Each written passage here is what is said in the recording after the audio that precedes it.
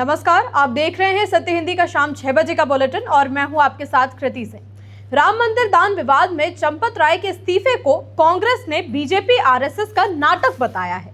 दूसरी तरफ केजरीवाल ने सीएम योगी से कह दिया कि इस विवाद में मेरा साथ दीजिए क्योंकि आपकी भी कुर्सी खतरे में है। महाराष्ट्र से लेकर बंगाल तक सियासत गर्म है। इसी बीच वेनेजुएला में भूकंप से नुकसान बढ़ता ही जा रहा है। इन्हीं खबरों पर इस बुलेटिन में बात करेंगे, लेकिन उससे पहले हमारे चैनल सत्य हिंदी के ऐप को जरूर डाउनलोड कर लें ताकि आप ये बुलेटिन ऐप पर भी देख सकें। ऐप डाउनलोड करने के लिए लिंक आपको इस वीडियो के डिस्क्रिप्शन में मिल जाएगा। तो आइए रुक कर लेते हैं इस वक्त की बड़ी खबरों का। राम मंदिर दान विवाद में ट्रस्ट के महासचिव चंपत राय और अनिल मिश्रा ने दिया इस्तीफा। चंपत राय के इस्तीफे पर घिरी बीजेपी और आरएसएस, कांग्रेस बोली सब नाटक समझ आ रही जनता। दान विवाद पर केजरीवाल का योगी को ऑफर, मेरा साथ दीजिए वरना जाएगी आपकी भी कुर्सी। राहुल गांधी की विदेश यात्राओं पर बीजेपी का हमला, कांग्रेस ने भी किया पलटवार। वेनेजुएला में डबल भूकंप से मची भारी तबाही, बढ़ी मौतों की संख्या, 235 की पुष्टि। राम मंदिर दान विवाद में ट्रस्ट के महासचिव चंपत राय ने अपने पद से इस्तीफा दे दिया है। साथ ही ट्रस्ट के एक और सदस्य अनिल मिश्रा ने भी अपना पद छोड़ दिया है। दरअसल उत्तर प्रदेश सरकार के निर्देश पर बनी एसआईटी की प्रारंभिक रिपोर्ट के बाद ये मामला सामने आया था, जिसमें मंदिर में आने वाले दान की गिनती, संग्रह और सुरक्षा प्रक्रिया पर सवाल उठाए गए थे। इसके बाद ट्रस्ट के एक सदस्य की शिकायत पर एफआईआर दर्ज की गई और 8 लोगों को गिरफ्तार किया गया, जो मंदिर में आने जाने वाले नकद और कीमती सामान की गिनती और प्रक्रिया से जुड़े हुए लोग थे। पुलिस के मुताबिक गिरफ्तार सभी आरोपियों पर कई गंभीर धाराओं में मामला दर्ज किया गया है, जिसमें गबन, विश्वासघात और आपराधिक साजिश जैसे आरोप शामिल है। फिलहाल सभी से पूछताछ जारी है और जांच एजेंसियां ये पता लगाने में जुटी हैं कि कथित गड़बड़ी किस स्तर तक फैली हुई है। चंपत राय के इस्तीफे पर विपक्ष का कहना है कि ये सब सिर्फ और सिर्फ दबाव में किया गया है। कांग्रेस नेता पवन खेड़ा ने एक्स पर लिखा कि दान से लूट चोरी भक्तों से नहीं की गई बल्कि खुद भगवान राम से की गई है। चंपत राय का इस्तीफा साफ तौर पर इस घोटाले को दबाने की कोशिश है। ये भगवान राम और उनके करोड़ों भक्तों के साथ बड़ा अपमान है। पवन खेड़ा ने कहा कि आरएसएस, बीजेपी और पीएमओ को ये पता होना चाहिए कि सिर्फ एक इस्तीफा दिलवाकर वे इस घोटाले से हाथ नहीं धो सकते। भारत की जनता इस नाटक को अच्छी तरह से समझ रही है। यूपी पुलिस की एसआईटी महज कुछ लोगों को बलि का बकरा बनाने का खेल है, जबकि आरएसएस, बीजेपी के बड़े लोगों को बचाया जा रहा है, जिन्होंने मंदिर ट्रस्ट को लूटने और आस्था को बेचने का ये रैकेट चलाया। खेड़ा ने कहा कि भगवान राम को लूटने वालों को सजा मिलनी चाहिए, या तो अब ये खुद बीजेपी कर दे या फिर हम इसे करवा के मानेंगे। राम मंदिर दान विवाद में आम आदमी पार्टी के राष्ट्रीय संयोजक अरविंद केजरीवाल ने यूपी सीएम योगी आदित्यनाथ से कहा है कि आप मेरा साथ दीजिए वरना आपकी भी कुर्सी चली जाएगी। दरअसल सीएम योगी ने केजरीवाल के अयोध्या दौरे को लेकर तंज कसते हुए कहा कि दिल्ली से भी एक सज्जन अयोध्या आए हैं आज, और मैं उनसे कहना चाहूंगा कि दिल्ली की जनता ने उन्हें कई वर्षों तक अवसर दिया, लेकिन उन्होंने दिल्ली को भ्रष्टाचार के अलावा कुछ नहीं दिया। अगर यही न्याय जो अयोध्या के साथ डबल इंजन की भाजपा सरकार ने किया है, आम आदमी पार्टी दिल्ली के साथ करती तो दिल्ली में भी ऐसी ही चमक होती जैसे आज अयोध्या में है। इस पर केजरीवाल ने जवाब देते हुए एक्स पर लिखा कि महाराज जी, आप चंदा चोरों का साथ क्यों दे रहे हो? ये चंदा चोर आपको भी हटाने का षड्यंत्र रच रहे हैं। आपकी कुर्सी भी खतरे में है और आपको भी कुर्सी छोड़नी पड़ेगी। केजरीवाल ने कहा कि भगवान राम के घर हुई महा डकैती के राक्षसों को सरेआम फांसी दिलवाने के लिए मेरे साथ आप साथ दीजिए, इस महापाप में भागीदार मत बनिए। लोकसभा में नेता प्रतिपक्ष राहुल गांधी की विदेश यात्राओं पर बीजेपी ने निशाना साधा तो कांग्रेस ने भी जमकर पलटवार किया। दरअसल इस बार राहुल की विदेश यात्राओं के बारे में बीजेपी की कई राज्य इकाइयों ने फिल्मी अंदाज में मीम और पोस्टर जारी किए, जिनमें लापता राहुल, चक दे इंडिया और गो राहुल गॉन और टूरिस्ट जिंदा है जैसे स्लोगन के साथ पोस्टर बनाए गए। बीजेपी नेताओं ने सवाल उठाया कि राहुल गांधी कहां हैं और उनकी लगातार विदेश यात्राओं का खर्च कौन उठाता है। कुछ नेताओं ने यह भी सवाल उठाया कि उनकी आय और टैक्स डिटेल्स के मुकाबले इतने महंगे विदेशी दौरे कैसे संभव हैं। वहीं बीजेपी ने तंज कसते हुए उन्हें लीडर ऑफ टूरिज्म भी कह दिया। कांग्रेस ने इन आरोपों को सिरे से खारिज करते हुए पलटवार किया। कांग्रेस नेताओं का कहना है कि राहुल गांधी एक ग्लोबल नेता हैं और दुनिया भर के कई देश और संस्थाएं उन्हें आमंत्रित करती रहती हैं। कांग्रेस ने कहा कि उनके दौरे छोटे और सीमित समय के लिए होते हैं क्योंकि उन्हें लगातार अंतर्राष्ट्रीय बैठकों और कार्यक्रमों में शामिल होना पड़ता है। कांग्रेस ने यह भी तर्क दिया कि विदेश यात्रा अपने आप में कोई मुद्दा नहीं है, खासकर तब जब प्रधानमंत्री नरेंद्र मोदी भी कई बार विदेश दौरों पर जाते हैं। पार्टी का कहना है कि ये पूरा मुद्दा राजनीतिक है और केवल छवि खराब करने की कोशिश की जा रही है। सरकार ने पहली बार ऑपरेशन सिंदूर में शहीद हुए भारतीय सेना और वायुसेना के 6 जवानों की पहचान सार्वजनिक की है।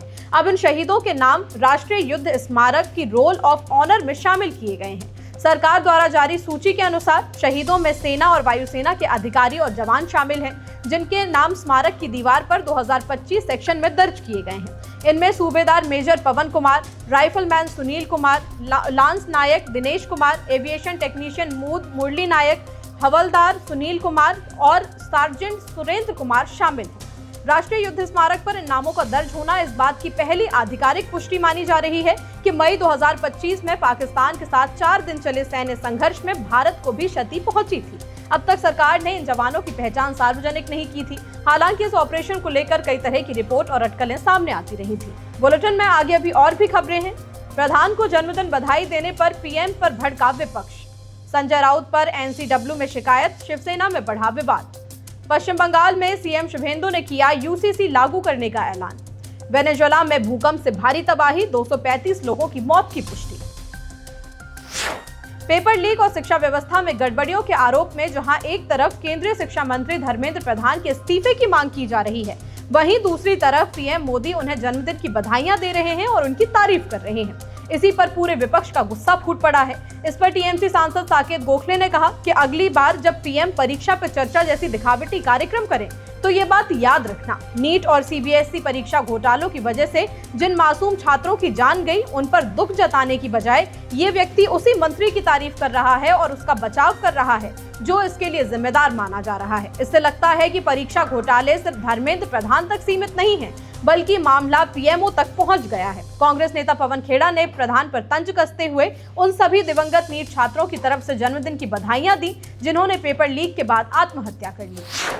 शिवसेना शिंदे गुट की राज्यसभा सांसद ज्योति वाघमारे ने शिवसेना यूबीटी के सांसद संजय राउत के खिलाफ राष्ट्रीय महिला आयोग यानी कि एनसीडब्ल्यू में शिकायत दर्ज कराई है। वाघमारे ने आरोप लगाया कि संजय राउत लगातार महिला जनप्रतिनिधियों के खिलाफ अभद्र भाषा, आपत्तिजनक टिप्पणियां और अपमानजनक शब्दों का इस्तेमाल करते रहे हैं। उन्होंने आयोग से इस मामले में सख्त कार्रवाई और आपराधिक मामला दर्ज करने की मांग की।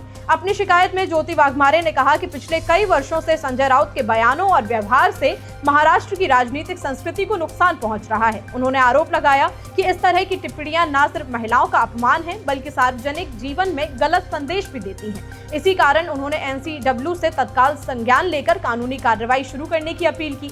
ये पूरा मामला ऐसे समय में सामने आया है जब शिवसेना यूबीटी के कई सांसद शिंदे गुट में शामिल हो चुके हैं, जिससे महाराष्ट्र की राजनीति में पहले ही हलचल तेज है। पश्चिम बंगाल के सीएम शुभेंदु अधिकारी ने ये ऐलान कर दिया है कि बंगाल में भी यूसीसी यानी कि समान नागरिक संहिता लागू की जाएगी। कोलकाता में मीडिया से बातचीत करते हुए शुभेंदु ने कहा कि इस मुद्दे पर जल्द ही विधानसभा में विस्तार से जानकारी दी जाएगी। शुभेंदु अधिकारी के मुताबिक इस प्रक्रिया के लिए एक रिटायर्ड जज की अगुवाई में कमेटी बनाई जाएगी जो गुजरात, उत्तराखंड और असम जैसे राज्यों में अपनाए गए मॉडल को ध्यान में रखकर काम करेगी। उन्होंने कहा कि ये फैसला राज्य में बड़े सुधारों की दिशा में एक कदम होगा।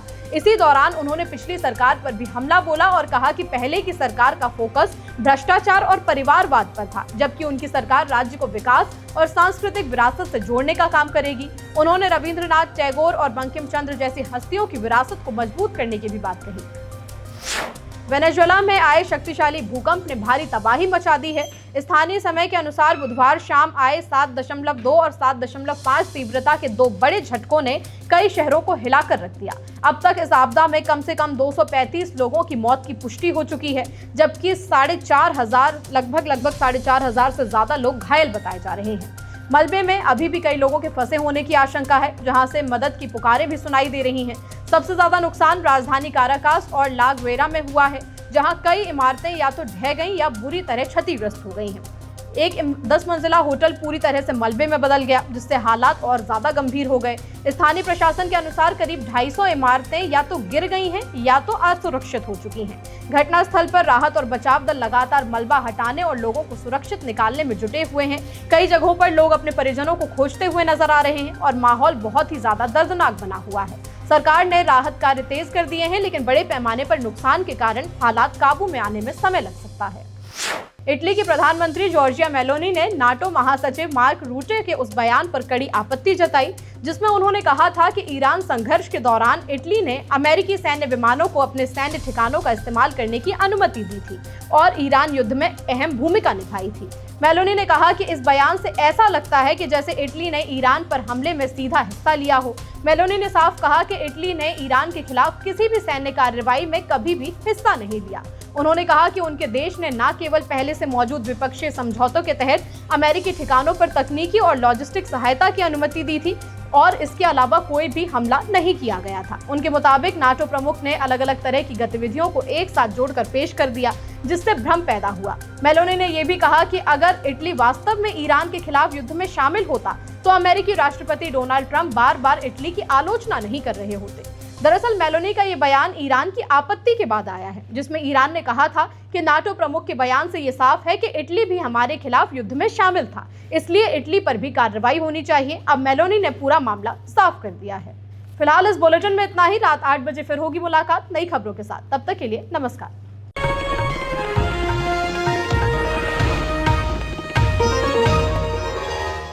Copyright disclaimer under Section 107 of the Copyright Act 1976. Allowance is made for fair use for purposes such as criticism, comment, news reporting, scholarship, and research. Fair use is a use permitted by copyright statute that might otherwise be infringing.